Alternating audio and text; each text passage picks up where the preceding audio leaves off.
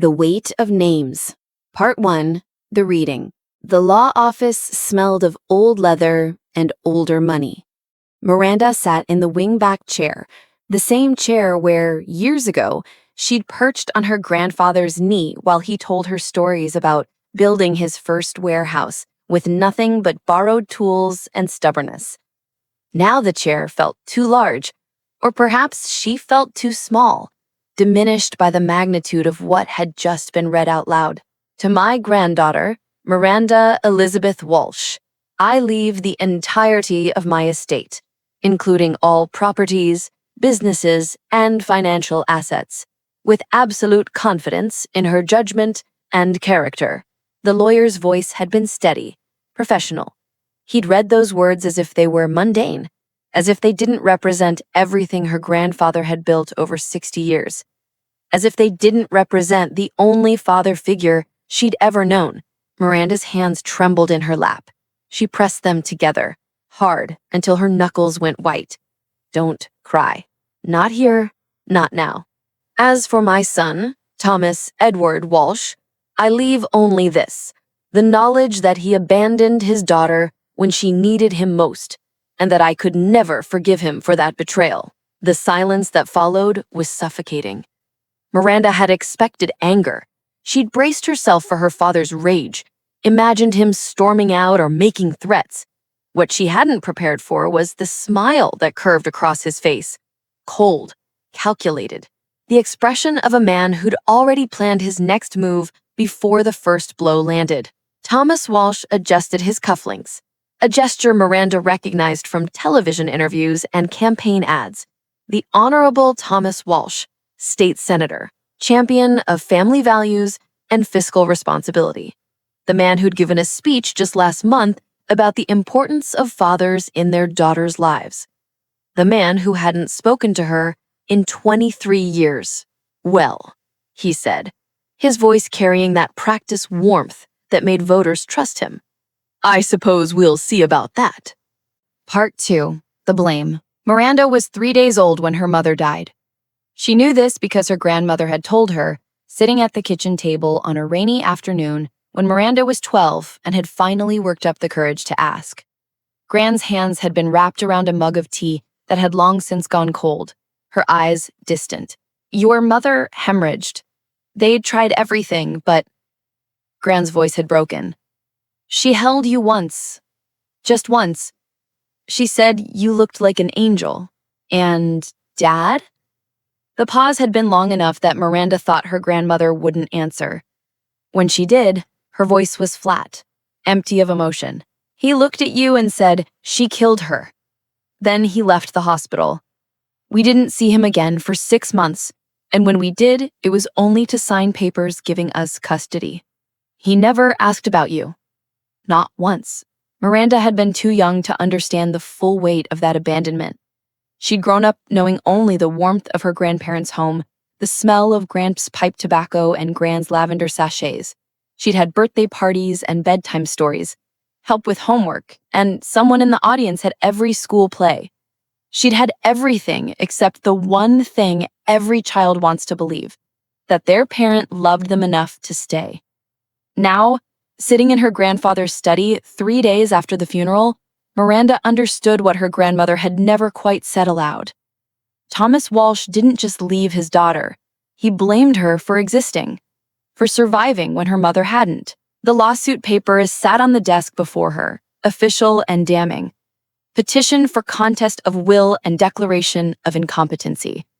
Miranda read the words again, though they hadn't changed since the first time or the 15th. Her father, she couldn't bring herself to think of him as Dad, was claiming she was incapable of managing the estate, that she was reckless, frivolous, prone to extravagance and poor judgment. He listed examples: her excessive student loan debt from getting her MBA, her impractical choice to work in nonprofit management instead of pursuing a more lucrative career, her unstable living situation in a rented apartment instead of buying property. Each accusation felt like a slap. He'd been watching her all these years of silence, and he'd been keeping tabs, gathering ammunition for this exact moment. The doorbell rang, sharp and jarring. Through the frosted glass, she could see a figure, tall, broad-shouldered, authoritative. For one irrational moment, she thought it might be her grandfather, that somehow this had all been a terrible mistake and he was coming home. But when she opened the door, it was a stranger, middle-aged, gray suit, the kind of tired eyes that came from seeing too much. Miranda Walsh? Yes? He handed her an envelope. You've been summoned to appear before Judge Harold Richardson in 30 days. Have a good evening. He was gone before she could respond. Inside, another set of papers, a court date, and there, in black and white, the name that made her stomach drop. The Honorable Harold Richardson presiding. She pulled out her phone with shaking hands and called the only lawyer she knew, her grandfather's attorney, Marcus Webb. Miranda, are you... Who's Judge Richardson? The pause told her everything. Miranda, I need you to listen carefully. Harold Richardson has been on the bench for 27 years. He's considered fair, thorough. That's not what I asked. Another pause, longer this time. He and your father went to law school together. They've been friends for decades. The phone slipped from her hand, clattering against the hardwood floor. Part 3. The investigation. The coffee shop where Miranda met David Chen was the kind of place that tried too hard. Exposed brick, Edison bulbs, a chalkboard menu with words like artisanal and locally sourced. She ordered black coffee and sat in the corner booth, her back to the wall, watching every person who walked through the door. When Chen arrived, he wasn't what she expected. Private investigators in movies were always rumpled and cynical, but Chen looked like someone's accountant. Neat haircut, pressed shirt, sensible shoes. You look nervous, he said, sliding into the seat across from her. Wouldn't you be? He smiled. Probably. Tell me everything. Miranda did. She told him about the will, about her father's lawsuit, about Judge Richardson's connection. Chen listened without interrupting, taking notes in a leather-bound notebook that seemed too elegant for the work. When she finished, he was quiet for a long moment. You understand what you're asking for here, he finally said. If we find evidence of corruption, of conspiracy, this won't just hurt your father. It'll destroy him, his career, his reputation, everything. He's trying to take away the last thing I have of my grandfather. I know. I just need to make sure you understand the stakes. Miranda thought of her grandfather's hands, weathered and strong, teaching her to tie knots and balance ledgers and believe in herself. She thought of all the piano recitals and graduations her father had missed, all the Christmases and birthdays that passed without even a card. She thought of those words in the lawsuit. Incapable, reckless, incompetent, find everything, she said. Chen was thorough. Over the next 3 weeks, he compiled a file that grew thicker each time they met. Restaurant receipts showing Richardson and Thomas Walsh dining together monthly for the past 5 years, golf club records proving they played every Saturday, text messages, God bless disgruntled ex-assistants, discussing the case before it was even officially filed. This one's particularly damning, Chen said, sliding a printout across the table. 3 weeks before your grandfather died, Richardson texts your father, when the old man goes, we'll make sure things get sorted properly. Miranda's hands shook as she read it. He was planning this before Gramsci even... She couldn't finish. The grief that she'd been holding back, channeling into anger and action, threatened to break through. There's more. Chen pulled out photographs. Richardson's son-in-law's construction company has been awarded 6 municipal contracts in the past 2 years. All of them required approval from committees your father sits on. The total value? Just over $3 million. So my father's been buying Richardson's loyalty. More like they've been helping each other. This is how corruption works at this level. It's subtle, deniable, a network of favors that never gets written down. Except you found it written down. Chen's smile was grim. I'm very good at my job. Miranda looked at the evidence spread before her. Years of friendship and mutual benefit, of 2 men who believed themselves untouchable. And maybe they had been, for a long time. But they'd made one critical mistake. They'd assumed she was as powerless as her abandonment had made her feel. Part 4. The Courtroom. The courthouse was everything Miranda expected and worse. Marble floors that echoed with every footstep. Oil portraits of stern men in robes lining the walls, the weight of authority pressing down from every corner. She wore her grandmother's pearls and her best suit, navy blue, conservative, the outfit of someone who knew how to behave. Her father's legal team had already tried to paint her as irresponsible. She wouldn't give them visual evidence. Thomas Walsh sat at the plaintiff's table, looking every inch the respected statesman. He'd brought 3 lawyers, all from prestigious firms, all exuding confidence. When Miranda walked in, he didn't even glance her way. Judge Richardson entered, and everyone rose. He was older than she'd expected, with silver hair and the kind of face that suggested wisdom and fairness. If you didn't know better, you'd trust him completely. "Be seated," he said, his voice carrying easy authority. "We're here regarding the petition to contest the will of Robert Samuel Walsh. Mr. Walsh, your opening statement." Her father's lead attorney stood, a woman named Catherine Morse, sharp-featured and sharper-tongued. "Your Honor, this case is straightforward. Thomas Walsh is not seeking to overturn his father's wishes out of greed or spite, but out of genuine concern for his daughter's welfare." Miranda's jaw clenched. Concern. After 23 years. Miranda Walsh is 26 years old. She has significant debt, no stable housing, and no experience managing substantial assets. Robert Walsh's estate is valued at approximately $47 million, including multiple business interests and properties. To leave this in the hands of someone so clearly unprepared is... Objection. Marcus Webb rose slowly. He was 71, with a courtroom manner that was more grandfather than gladiator, but his voice cut through Morse's speech like a blade. "Counsel is testifying rather than arguing." "Sustained," Richardson said, but there was something in his tone, a weariness, as if he was merely going through the motions. The hearing continued. Morse presented evidence of Miranda's student loans, never mind that she'd already paid off half of them. She emphasized Miranda's job at a homeless advocacy nonprofit, implying that someone who chose to work for modest pay must be financially illiterate. She brought up Miranda's lack of a permanent home, ignoring the fact that she'd been saving for a down payment for 2 years. Every word was designed to make Miranda seem like a child playing at adulthood. Through it all, Richardson nodded along, asking leading questions that gave Morse opportunities to elaborate. When Webb tried to interject with context, that Miranda's debt was normal for graduate school, that her job showed strong values, that renting was a sensible choice in an expensive housing market, Richardson cut him off. "Counsel, let's focus on facts rather than character assessments." But that was exactly what Morse was doing, Miranda wanted to scream. Every word was a character assassination. During a recess, Webb pulled Miranda aside. "He's not even pretending to be impartial," Marcus said quietly. "I've been doing this for 43 years, and I've never seen anything so blatant. What do we do?" Marcus looked at her for a long moment. "We play the cards we have." When court resumed, Webb stood and addressed Richardson directly. "Your Honor, I'd like to call a witness. Miranda Walsh." Miranda's heart hammered as she took the stand. She'd practiced this moment with Marcus a dozen times, but nothing could prepare her for sitting there, with her father finally looking at her, his expression unreadable.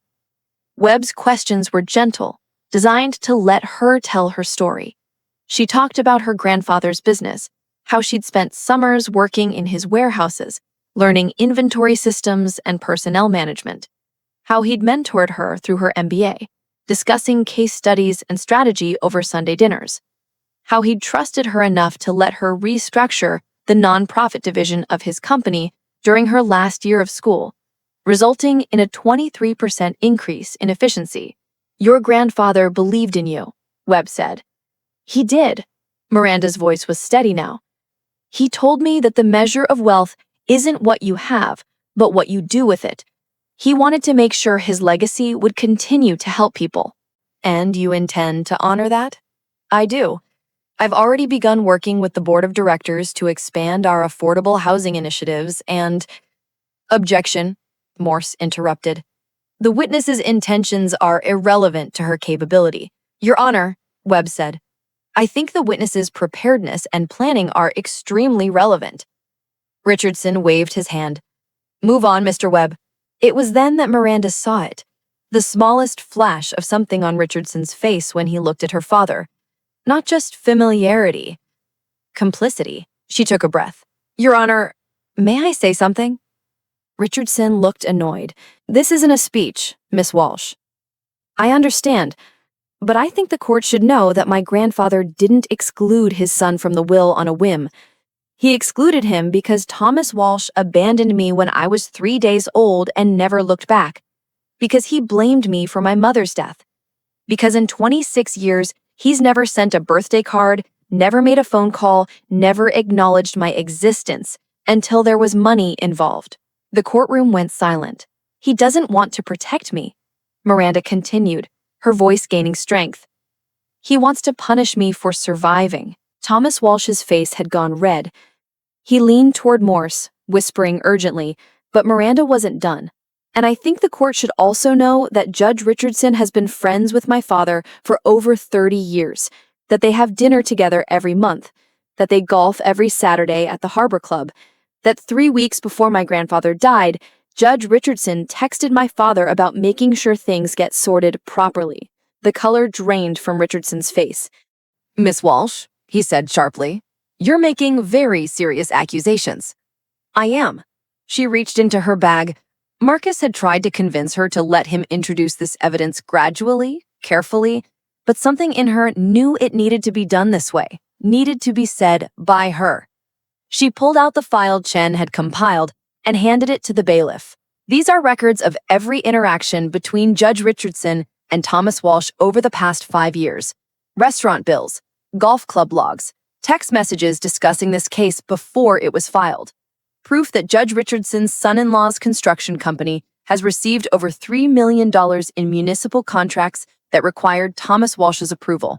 She looked at Richardson, meeting his eyes steadily. You were never going to rule fairly. You'd already decided before I walked into this courtroom. The only question is whether the court system cares about justice or just protects its own. The silence was absolute. Then everything happened at once. Morse was on her feet, objecting loudly. Thomas Walsh was standing, his face purple with rage. Richardson was hammering his gavel, demanding order. But Marcus Webb was smiling. Your Honor, he said calmly, I move that you recuse yourself from this case immediately. And I want it noted for the record that I'm filing a complaint with the State Judicial Ethics Committee by end of business today. Richardson's hand froze mid-gavel. These are completely unsubstantiated. I have copies for the Ethics Committee and for the press. Whatever happens in this courtroom, people are going to know the truth. For a long moment, Richardson just stared at her. She saw him calculating, running through his options, realizing he had none that ended in professional ruin. This court is in recess, he finally said, his voice barely above a whisper. Indefinitely, he stood and walked out, his robes swirling behind him. He looked smaller somehow, diminished, no longer the figure of authority, but just an old man who'd been caught. Thomas Walsh grabbed his lawyers, pulling them toward the door. As he passed Miranda, he finally spoke to her directly for the first time in 23 years. You have no idea what you've done. Miranda met his eyes. I know exactly what I've done. I learned from the best. Someone who taught me that you stand up for what's right even when it's hard, even when it's scary. My grandfather would have been proud. Her father's face twisted. For a second, she thought she saw something.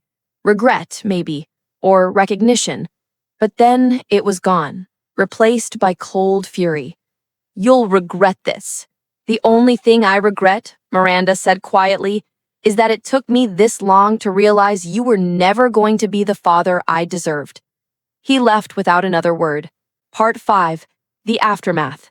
The story broke 3 days later. A reporter who'd been covering municipal corruption for years got wind of the ethics complaint and started pulling threads. Once they found the connection between Richardson and Thomas Walsh, everything unraveled. The text messages were particularly damning, not just the one about her grandfather, but others, discussions of cases, hints about plans to move cases out of Judge Smith's court. Rulings, a paper trail of impropriety stretching back years. Within a week, Richardson had resigned from the bench. Within 2, Thomas Walsh announced he wouldn't seek re-election, citing family concerns. The press conference was brief, uncomfortable, a far cry from the polished performances Miranda had seen on television. She didn't watch it. She was too busy.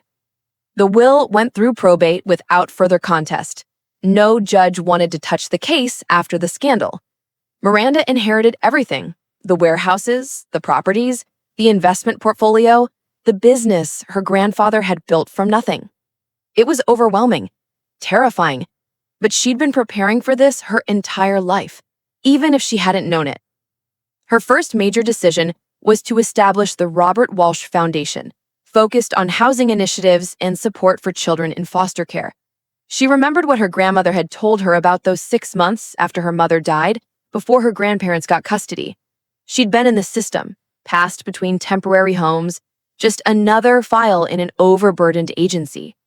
No child should feel that unwanted, that alone. The foundation's first project was converting one of her grandfather's old warehouses into transitional housing. She worked with architects and social workers, designing spaces that felt like homes rather than institutions.